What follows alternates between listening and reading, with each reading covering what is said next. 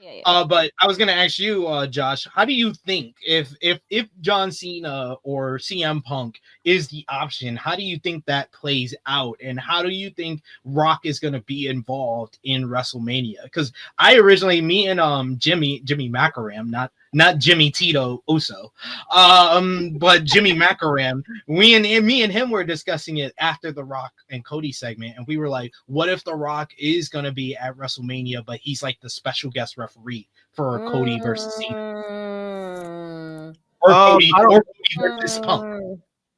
mm, I don't think The Rock is going to be like a special guest referee. Because as long as you don't hear like an announcement where, hey, oh, yeah, he's definitely going to be at WrestleMania. I kind of see him more kind of like in the shadows of being like an enforcer kind of like thing. I don't see like more like a special guest referee. I don't know how I would feel about that, because I think part of it is because the WWE did have a string of like overuse of special guest referees to the point that I'm like, I don't want to see it for a long time. Maybe that's why that's something within how I feel. I probably wouldn't want that, but I do see The Rock kind of being more like an enforcer, kind of me more trying to be like a puppet master kind of thing. I think that would be kind of better for him, in my opinion, especially if it becomes like the whole Cena thing, because Cena, right? When you guys were making the point, like he's at a desperate point of his career, because that's how they trying to present it. That's why he demanded. He's like, I've never forced my way in a match. This is why I'm doing it now, right? So in that aspect, him being desperate makes sense, and it kind of works because he could still kind of be like this good guy, but because he feels like he has to do it, that's why he's mm-hmm. doing it. Yeah. He's not going to be like like a heel. He's going to be a heel because of what he's doing, because of his actions. But it's one of those things where he's doing it because he feels like he has to do it, like he's being forced to do it, kind of thing. And that's a good thing if you have The Rock involved when it comes to that, kind of being like, again, like kind of being like a puppet master of sense, like in that aspect. I feel. Yeah, I just think as far as like we got this question here from Fantic World. So is Seth and Punk not getting the WrestleMania main event spot this year? I think if you are playing this out, whatever Cody's doing is the main event of night two. Is just figuring out what you're gonna do with Cody, because it seems like we're getting Cody and Cena. I just feel like that's what everything is lining up to be, because of Right. how John Cena cut that first promo on the Netflix premiere, and then the promo after Royal Rumble where he declared for Elimination Chamber. The story to tell now is Cena going for number 17 at WrestleMania, because he set it up that way. Right. Like I've heard people be like, "Oh, John Cena, you can have a mainstream matchup with Logan Paul." That's not the story he's telling, though. That's not what he That's not. wants. That's not what he wants. That's That's not. not what this there.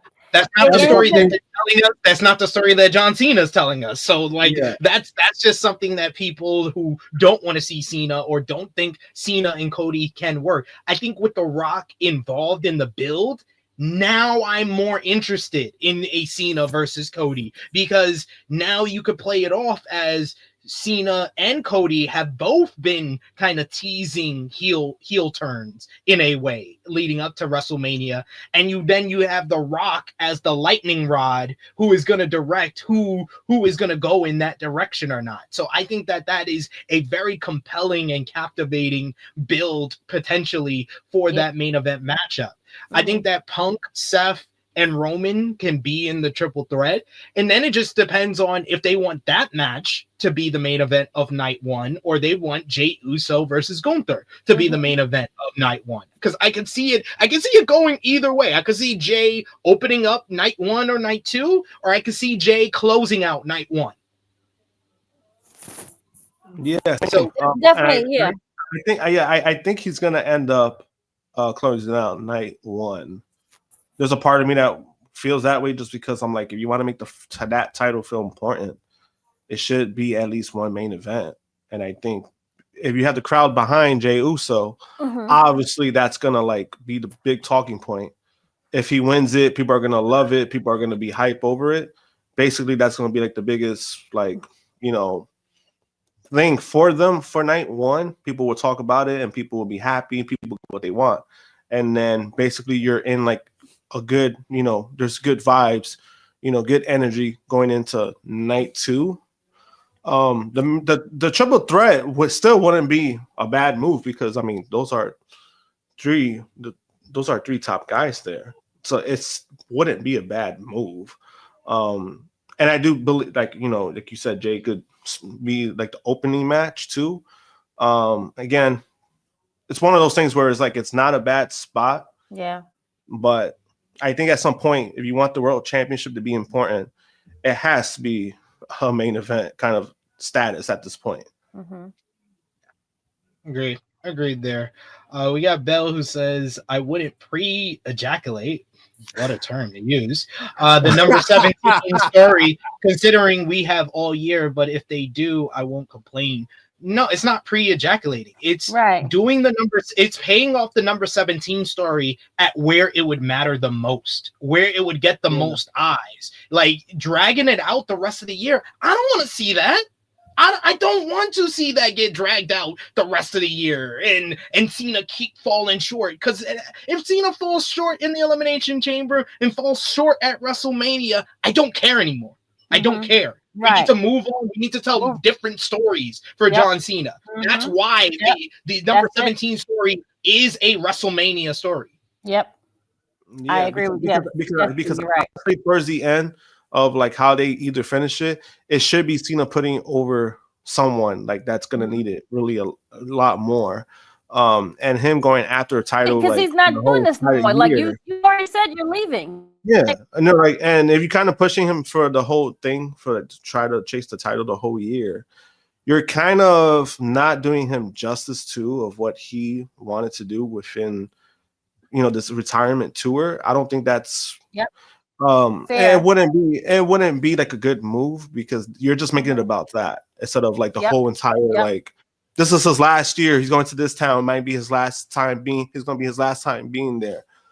So I do agree that you should just do it now. Obviously, WrestleMania is the place that you do it. But then also if he doesn't win, he doesn't win. He's not going to go after the title again. That's just how they're going to leave it at. And I think, and that'll be fine because at least then you have the rest of the time, the rest of the year. That's like 8 months to basically celebrate John Cena. And I prefer that than to have this magical thing where he's trying to chase the title and then he keeps losing. I don't want that. That's like a fucking UFC fighter who's at the end of his career who keeps losing. I don't want to see that. Yeah. I don't want to see that either. I'd rather them tell the story that they never told. John Cena, the heel. And it doesn't have to be, and that's another thing, another caveat to this. It doesn't have to be all year because I know there's some people that be like, oh, do you really want John Cena to get booed during his final year in the company? We got 11 more months. He could be a heel for 5 of those months, and then you can turn him back babyface, and he can get cheered on his way out.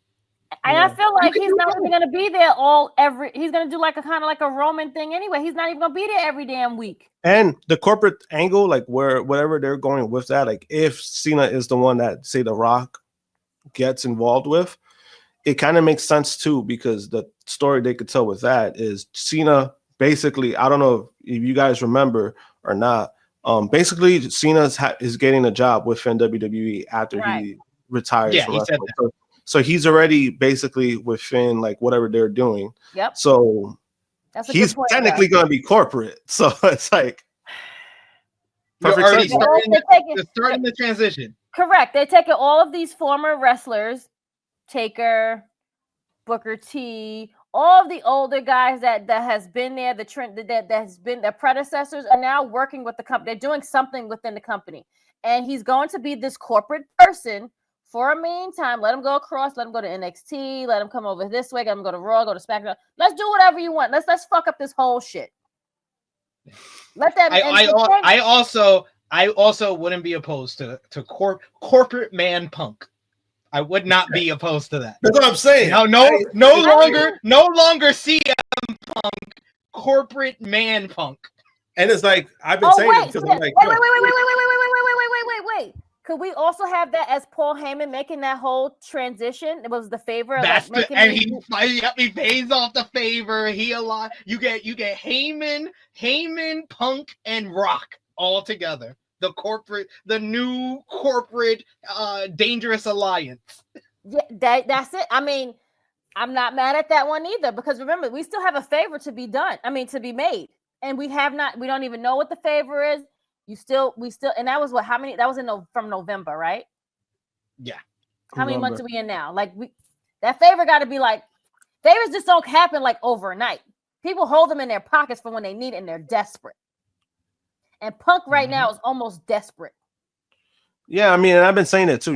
Like I said earlier, he kisses a lot of ass already, so it kind of just makes sense. Easy transition. It's a great night to be in Las Vegas on a Saturday night. So all those options are there. You got other options in the Elimination Chamber. I'll start with you, Chrissy. How do you book the Elimination Chamber? Who wins? Who's gonna face Cody at WrestleMania? And who's gonna be The Rock's corporate champion? Okay, so we have what? We have Logan Paul, Cena, Seth, Punk, Drew, and Damian Priest. Oh, no Roman, right? Damn, right. I would pick either Seth. I would pick either Punk. You got to pick one. Pick one. Oh, How okay. you book it? You're in the. You have the pen to write this booking. You have to pick one. I would pick Cena. Runner up Punk. But Cena because we've never had it and it's something different, and no one would really expect like the godhood hero. And I hope he changes all his fucking colors. I hope it'd be something all different too. I hope it's dumb and it's nothing like what he has right now. I hope it's something real stupid and it's like so good. Okay, sorry, I'm going off topic, but yeah, I hope it's Cena. He has nothing to fucking lose. I've seen in the like someone on social media before any of The Rock came back into the play, they had an interesting booking suggestion or booking idea for the Elimination Chamber. Oh no, you about to make me Roman returns in the chamber. He like appears, shows up by surprise, and eliminate someone else. No, he takes out Seth, which helps Punk win the chamber, and that's the favor. That's the favor from Heyman. It's Roman costing Seth and helping Punk go to WrestleMania to face Cody in the main event. And then you could do the play of The Rock is trying to manipulate or try to convince Punk to be on side with him, and Punk becomes desperate and Punk becomes corporate man Punk and wins the title at WrestleMania, aligning with the guy that denied him the WrestleMania main event all those years ago is the guy that gets him to the WrestleMania main event. You could go in the direction that I think they do. I do think Roman returns at Chamber, but he causes both Seth and Punk to help Cena win. Which makes the triple threat match for Mania. Which makes us the triple threat match for WrestleMania. Then you have Rock playing basically the devil on the shoulder of both Cody and Cena in the build up to WrestleMania, when Cena finally turns at WrestleMania, and you end the show with the 2-man Hollywood power trip of Cena and The Rock with number 17. Cena's the greatest champion of all time. That I think that is where I would go with it, how I would book it. Josh, how would you book the Elimination Chamber? Similar to that. Have Cena win, right? Have Cena win. Then he faces Cody. He's the one that faces Cody. Yeah. Now, if he's gonna win, I would say yeah, because you need the story to pay off. As far as anything after, then we will just have to see like how long he'll be champion, whatever the case may be. But the way I would book it is Cena winning the chamber, him facing Cody at at WrestleMania, and he's the one that's basically in line with The Rock. And then my booking has changed now. After WrestleMania, you have Cena be this heel with The Rock for like until SummerSlam. You have him go through like all the top baby faces. Cody can get another rematch. Seth can get a matchup. Maybe even Punk. And then it culminates at SummerSlam with babyface Jacob Fatu beating his ass, making a new star. The new star. Yes, it all comes back to my boy. Yada I mean, no, all gas, no brakes. Jacob Fatu becoming the champion. I need that. I need that in my life. I need that to inject in my veins. I need Jacob Fatu WWE champion in 2025. Yada I mean.